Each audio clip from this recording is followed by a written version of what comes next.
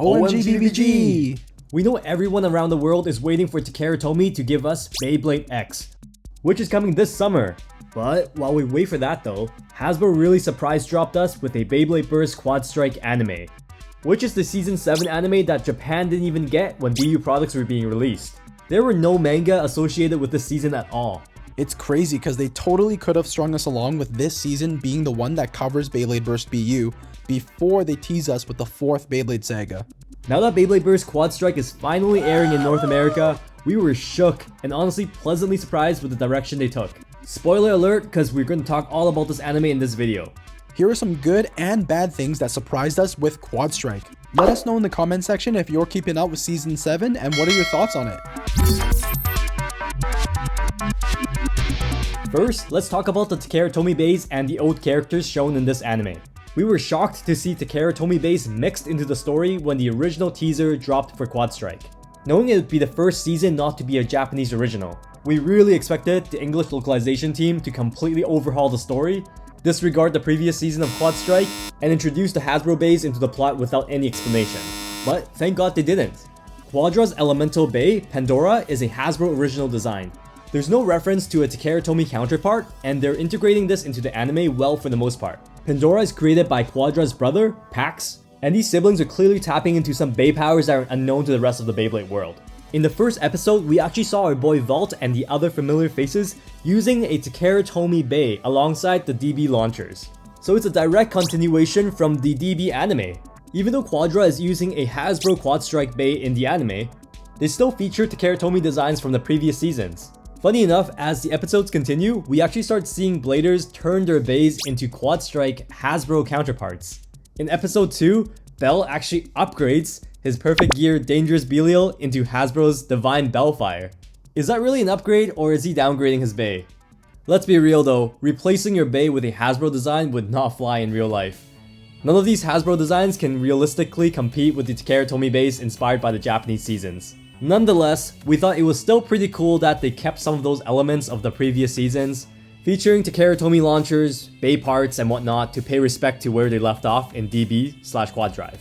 We know eventually in the later parts of the anime, they're gonna start all using Quad Strike Hasbro bays. The bays aside, Quadra's skills and epic battles with Bell are still eye-catching. In the storyline, we will for sure get to see some of our favorite Beyblade legends appearing one by one. Let's talk about the plot and the animations. We really didn't expect much from this season because our attention's being drawn by the announcement of Beyblade X. To be fair, an entire series focused on Hasbro Bay designs had us worried.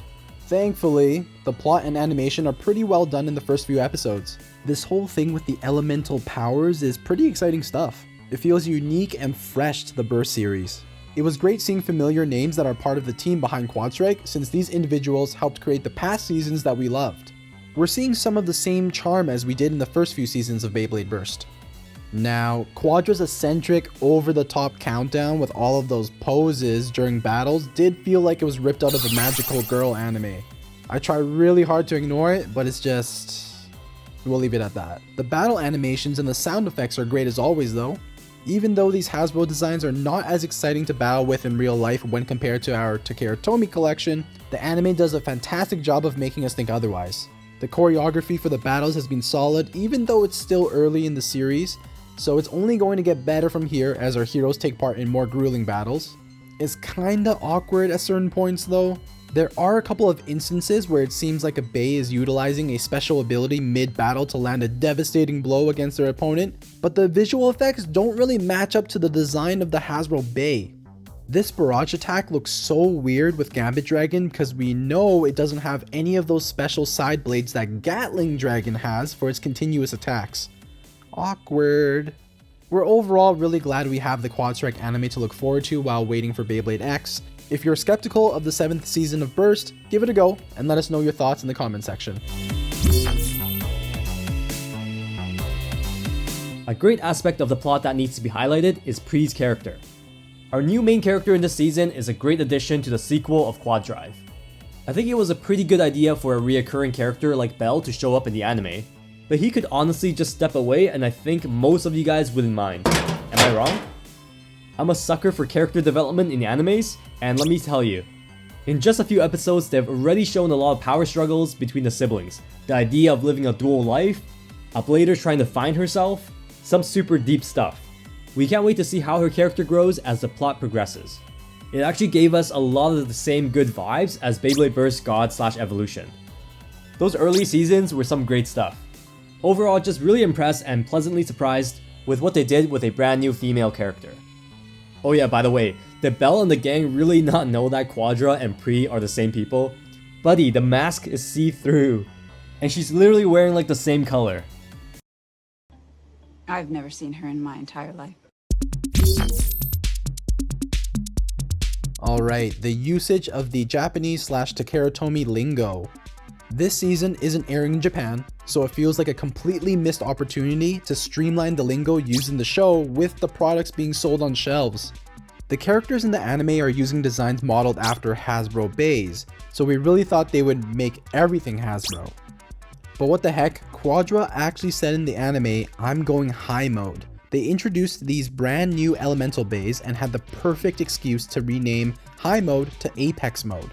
It would have brought everything together nicely. It's logical and makes perfect sense. Why didn't they do it? Definitely a Hasbro moment. You know what though, we actually prefer them sticking with the Japanese/Takerotomi terms. Honestly, why can't Hasbro just adopt the Takerotomi language in the products too? Imagine the characters having to say that in the anime. It would make things way easier for newcomers if they kept everything consistent. Okay, so let me ask you a question. Would you rather have bad products with an anime or good products with no anime? After seeing how solid the first couple of Quad Strike episodes were, it really begs the question, why did Season 7 anime not get aired in Japan? It would have been perfect, especially since Japan already had BU products paired exactly with the anime. It probably could have done really well for the hobby and fans, and for the revenue. It's surprising because Japan blessed us with a super solid lineup of BU products, but had no anime at all during that time. On the other hand, North America gave us crappy products, but blessed us with an exclusive anime? I mean, now I guess we have both, but it was pretty sad just a couple months back. BU products and the box designs did not have any reference to the characters at all, and you could tell that Takerotomi was slowly getting rid of Burst. My speculation from the looks of it, the whole anime was already created and ready to launch, but maybe Japan didn't end up wanting it, maybe due to the fact that they wanted to save some resources to promote Beyblade X instead. Was it a last minute decision or what? Alright, just look at this shot of Belle holding a donut. The donut looks like it was photoshopped in last minute. I could be wrong here, but does it seem like that it was supposed to come out in Japan? And then Hasbro ended up changing the design of the bays and localized some of the animation. Cause who knows, maybe Belle was supposed to be eating takoyakis instead of eating a donut. Is this theory too far-fetched? Let us know in the comments section. Alrighty BBGs, those are the things that we noticed in Quad Strike that surprised us. It's pretty much a review of what we thought after watching the very last season of Beyblade Burst. Overall, we're still super glad that we had a proper ending to Beyblade Burst, even if it's been Hasbroized a little bit. If you guys like this style of video, make sure you smash that like button, leave a comment, and don't forget to subscribe. As always, geeks out.